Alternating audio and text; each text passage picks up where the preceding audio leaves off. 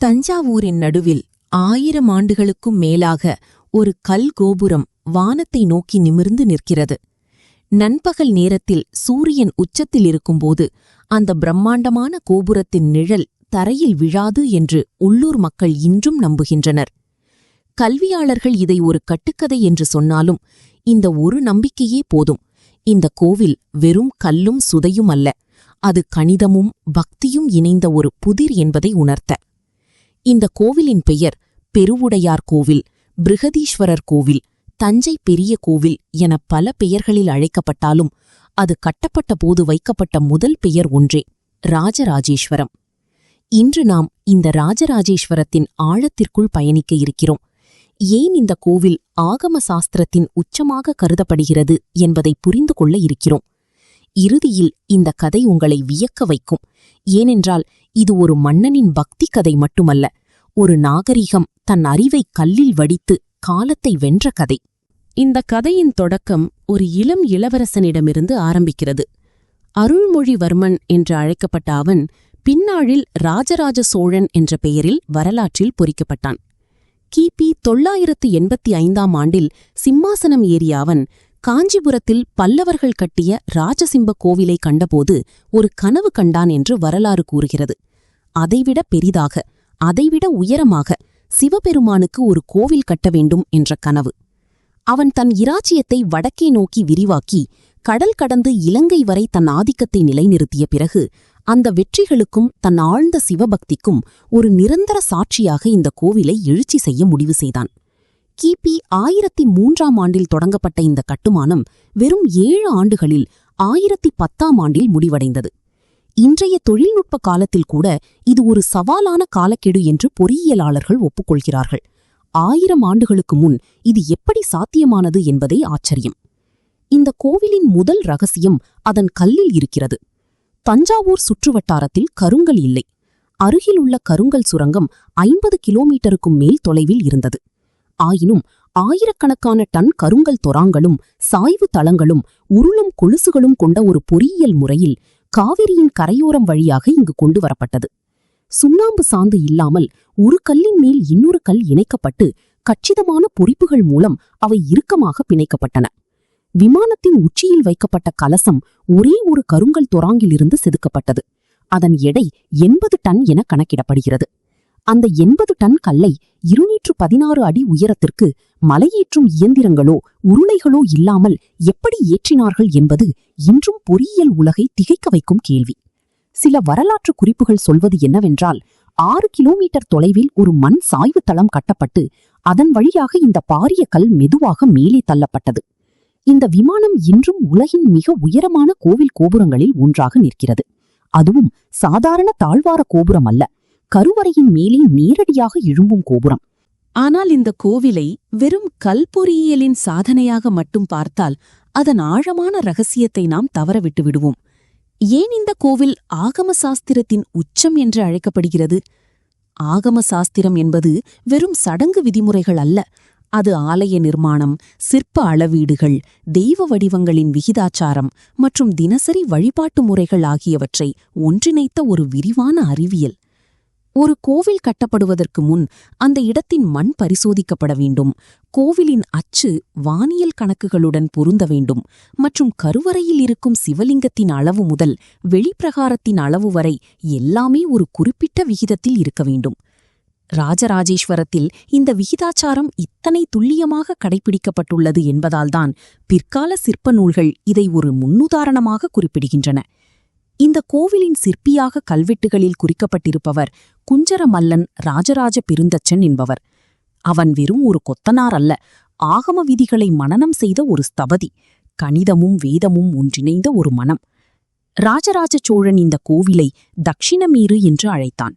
அதாவது தென்திசையில் அமைந்த மேருமலை, பிரபஞ்சத்தின் அச்சாக கருதப்படும் புனித மையம். இது ஒரு பேரளவு உருவகம் அல்ல, ஆகமம் சொல்லும் பிரபஞ்ச அமைப்பை இந்த கோவிலின் ஒவ்வொரு கல்லிலும் பொறிக்க வேண்டும் என்ற நோக்கம்தான். இங்கதான் இந்த கதையின் திருப்புமுனை வருகிறது. நாம் இந்த கோவிலை வெறும் ஒரு மன்னனின் தனிப்பட்ட பக்தி நினைவு சின்னமாக மட்டும் பார்த்தால் ஒரு முக்கியமான உண்மையை தவறவிட்டு விடுவோம். இந்த கோவிலின் வடக்குச் சுவரில் பொறிக்கப்பட்ட கிபி 1011ஆம் ஆண்டு கல்வெட்டு ஒன்று இந்த ஆலயத்தில் வேலை செய்த 600க்கும் மேற்பட்டோரின் பெயர்களை விரிவாக பட்டியலிடுகிறது. பூசாரிகள், விளக்கேற்றுபவர்கள், வண்ணார்கள், நகைக்கொள்ளர்கள், குயவர்கள், தச்சர்கள், குடைப்பிடிப்போர், நடன ஆசிரியர்கள், தேவதாசிகள், பாடகர்கள் மற்றும் கணக்கர்கள் என ஒரு முழு சமூகத்தின் வாழ்க்கைச் சித்திரம் அதில் பதிவாகியுள்ளது. அவர்களின் ஊதியம் காசாக அல்ல, நிலமாக வழங்கப்பட்டது. அதாவது இந்த கோவில் ஒரு வழிபாட்டு தலமாக மட்டுமல்ல, ஒரு பொருளாதார மையமாகவும், ஒரு கலை பல்கலைக்கழகமாகவும், ஒரு சமூக நிறுவனமாகவும் செயல்பட்டது. பயணிகளுக்கும் சந்நியாசிகளுக்கும் தினமும் இலவச உணவு வழங்கப்பட்டது என்றும் கல்வெட்டுகள் பதிவு செய்கின்றன.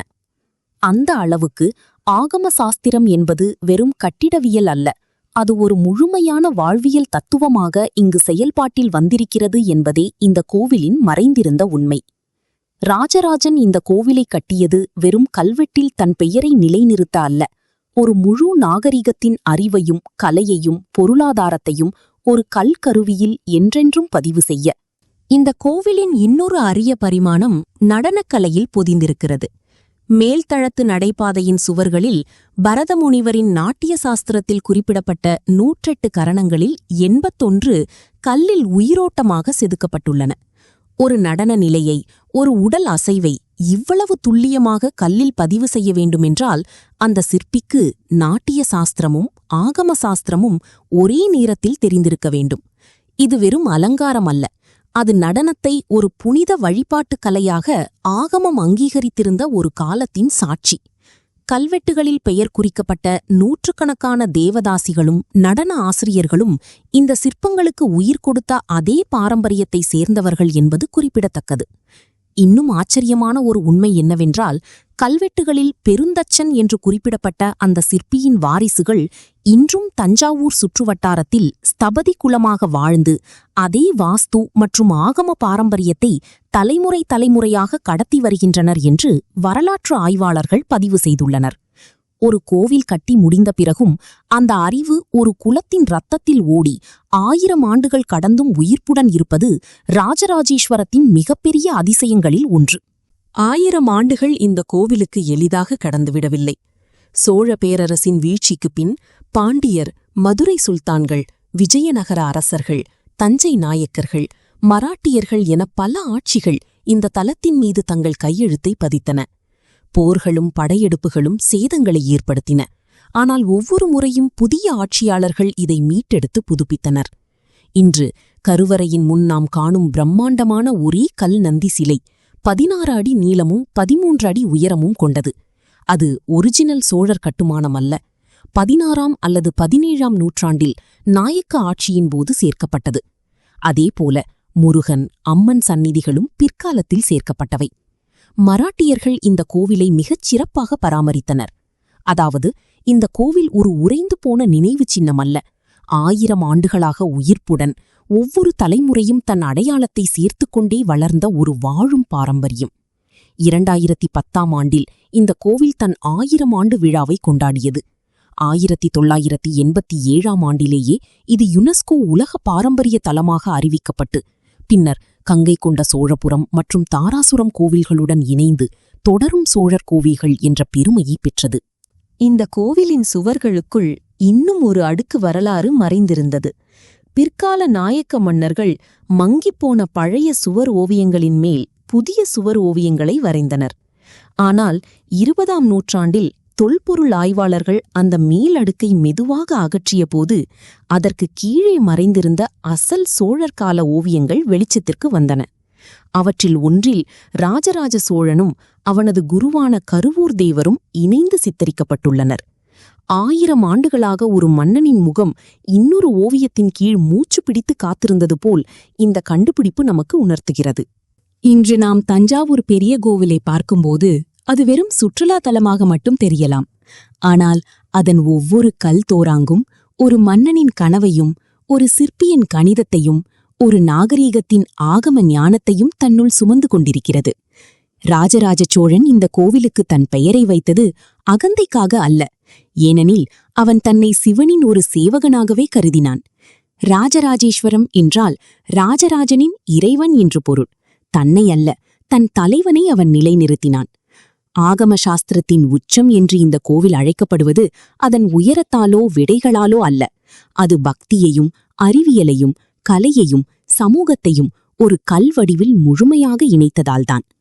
அடுத்த முறை நீங்கள் தஞ்சாவூர் பெரிய கோவிலின் புகைப்படத்தை பார்க்கும்போது அந்த நிழலில்லாத புராணக் கதையை மட்டும் நினைவில் வைக்காமல் அதன் பின்னால் இருந்த ஆயிரக்கணக்கான கைகளையும் அந்த ஒரு மன்னனின் அசாத்திய பார்வையையும் நினைவு கூறுங்கள். வரலாறு சொல்லும் ரகசியங்கள் இன்னும் முடிவடையவில்லை. மிஸ்டிக் மந்திஸில் இது போன்ற இன்னும் பல மறைந்த தலங்களின் கதைகளை நாங்கள் தொடர்ந்து வெளியே கொண்டு வருவோம். இந்த வீடியோ பிடித்திருந்தால் சப்ஸ்கிரைப் செய்யுங்கள், பெல் ஐகானை அழுத்துங்கள். ஏனென்றால் இனிவரும் ரகசியங்கள் இதைவிட பெரியவை.